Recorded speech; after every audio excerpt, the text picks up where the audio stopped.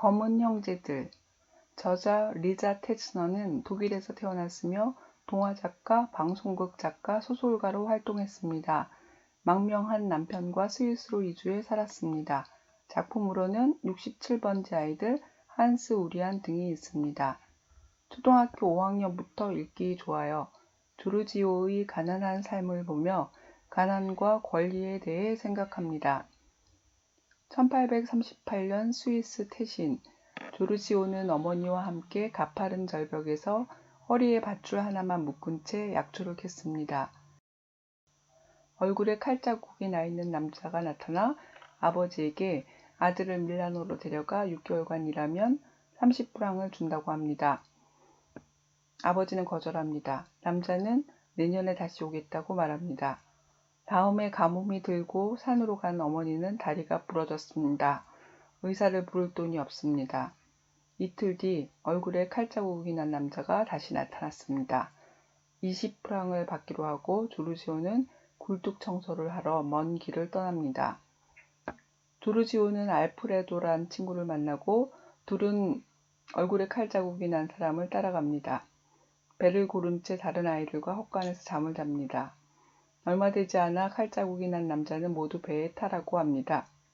선장까지 22명이 낡은 배 한 척에 모두 오릅니다. 빗줄기가 내리치고 물살이 세집니다. 그리고 번개가 내리꽂힙니다. 널판지 하나를 겨우 잡은 조르지오는 알프레도를 가까스로 찾았습니다. 떠내려가는 사람을 구합니다. 칼자국이 난 남자 안토니오입니다. 내가 너희들이라면 죽게 놔두고 집에 갔을 텐데 라고 말합니다. 밀라노에 도착합니다. 식당에서 흥정이 시작되고 로시라는 굴뚝 청소부가 80리라를 안토니오에게 줍니다.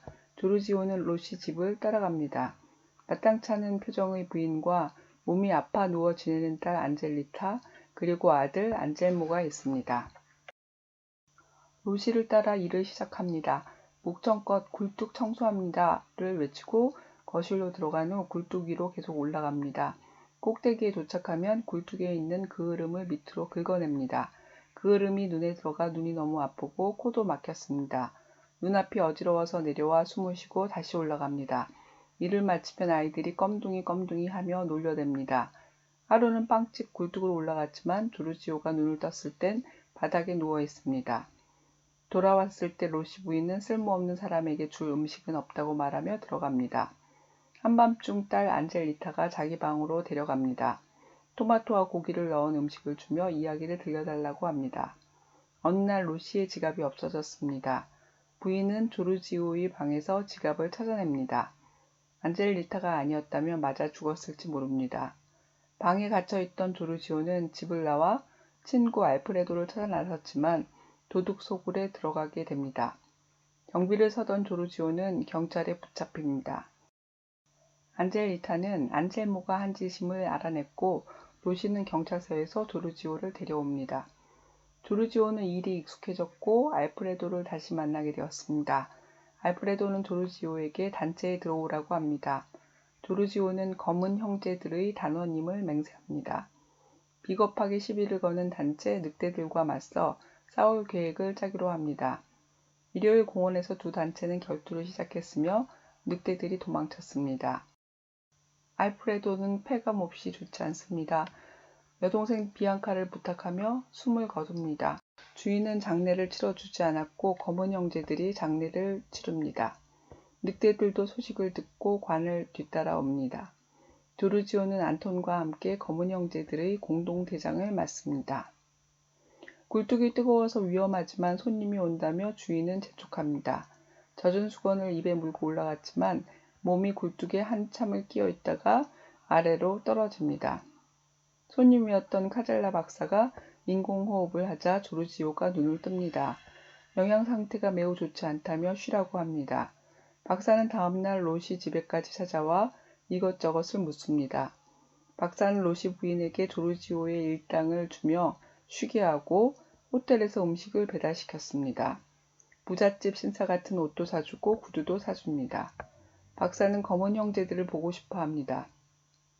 아이들이 굴뚝 청소를 하게 된 이유를 다 들어보고 여기서는 도와줄 수 있는 게 없으며 자신이 도와줄 수 있는 것은 스위스 대사관을 찾아가 신문에 글을 쓰는 것이라고 말합니다. 조르지오는 검은 형제들 친구들과 함께 탈출합니다. 늑대들의 도움까지 받습니다. 검은 형제들 중 4명이 수로를 통해 밀라노를 빠져나갔습니다. 국경이 가까워옵니다. 멀리서 안토니오와 로시의 아들 안젤모가 보입니다. 집단을 우마차에 가득 실은 농부가 아이들을 숨겨줍니다. 호수에 무사히 다다르자 아이들은 배를 타고 스위스로 넘어갑니다.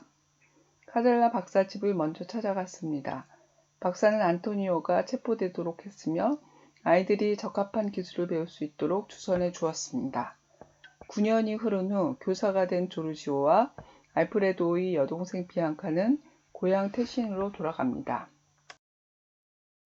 18세기 중엽 영국에서 시작한 산업혁명으로 광산이 개발되고 유럽의 가정에서는 석탄이 공급되었습니다. 석탄 그 흐름을 제거하기 위해 몸집이 작은 아이들이 노예처럼 팔려갑니다. 작가는 실제 이야기를 바탕으로 남편과 함께 글을 썼습니다. 지금은 세계적으로 유명한 관광지가 된 스위스 태신의 아픈 역사입니다. 출간된 지 오래된 책이지만 전 세계의 다양한 형태로 여전히 많은 사랑을 받고 있습니다. 흑백의 목판화는 세밀하게 상황을 묘사하고 척박함을 전합니다. 조르지오는 어머니의 치료를 위해 돈을 벌러 갑니다. 안토니오는 가난한 아이들을 찾아 굴뚝 청소부로 넘기며 돈을 법니다.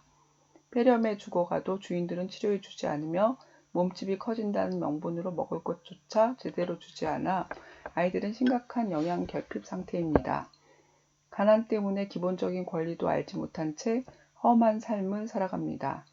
조르지오는 발전하기 위해서는 무엇보다 교육이 중요하다고 생각합니다. 권리를 갖기 위해 무엇이 필요한지 생각합니다. 안토니오처럼 극악한 사람도 있지만 카젤라 박사나 집단에 숨겨진 농부처럼 불쌍한 아이들의 탈출을 도와주는 선한 사람들이 있습니다. 사람들이 어려움에 처했을 때 일어설 힘을 주는 것은 따뜻한 관심과 적극적인 사랑입니다. 만일 아무런 도움을 받을 수 없다면 아이들의 탈출은 성공할 수 없었을 것입니다.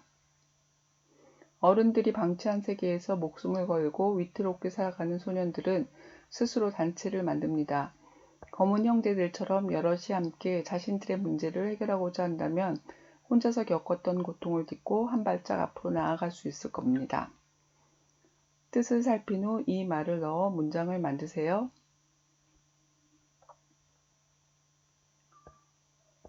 조르지오는 어머니와 함께 산에서 어떤 일을 했나요? 아버지는 안토니오에게 아들을 절대 팔지 않겠다고 했지만 다음 해에는 20프랑을 받고 보내기로 합니다. 조르지오를 보내기로 한 이유는 무엇인가요?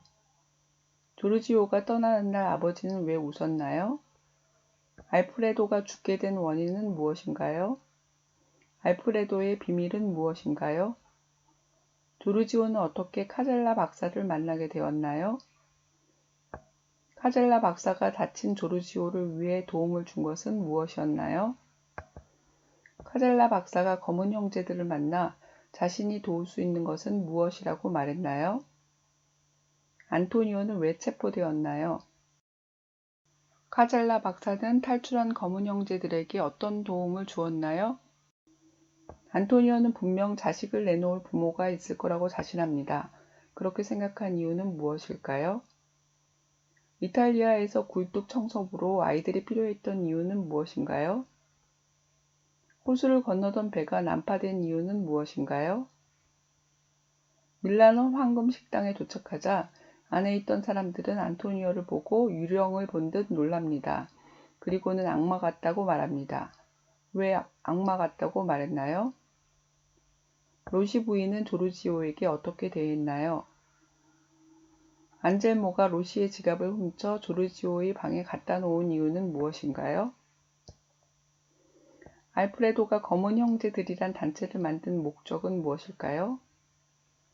검은 형제들은 돈을 모아 관을 사서 알프레도의 장례를 치릅니다. 늑대들도 관을 뒤따랐습니다. 늑대들이 장례에 참석한 이유는 무엇일까요? 조르지오는 카젤라 박사의 말을 듣고 탈출을 결심합니다. 어떤 말을 듣고 무슨 생각을 한 것일까요? 늑대들이 다친 단테를 도운 이유는 무엇일까요? 집더미에 숨겨진 농부는 조르지오가 건넨 금 목걸이를 되돌려 줍니다. 농부는 왜 도로 주었을까요? 조르지오는 교사가 되어 고향으로 돌아갑니다. 교사가 된 이유는 무엇인가요? 식당 주인은 조르지오에게 길이나 새로 뚫리면 좋겠다고 합니다. 왜 길이 필요하다고 생각할까요? 굴뚝 청소부 일을 시키는 대가로 부모에게 돈을 지불했다면 그것은 잘못한 일일까요? 왜 그런가요? 가난해서 돈을 벌어야 한다면 도둑으로 누명을 써도 받아들여야 할까요? 굴뚝 청소부 일을 계속한다면 더 이상 가난하지 않게 될까요? 가족이 다쳐 수술을 받아야 하는데 수술비가 없다면 어떻게 해야 할까요? 안토니오처럼 자신의 이익을 위해 아이들을 학대하는 사람도 있고 카잘라 박사처럼 불행한 아이들을 헌신적으로 돕는 사람도 있습니다. 이렇게 다른 삶을 사는 이유는 무엇일까요? 가난하다면 불행할까요? 왜 그런가요? 가난을 이겨내는 방법은 무엇이 있을까요? 제대로 먹지 못하고 안전하게 지내지 못하는 아이들은 보호받을 권리가 없는 것일까요? 여러분이 갖고 있는 권리는 무엇일까요? 권리는 누가 만드는 것일까요?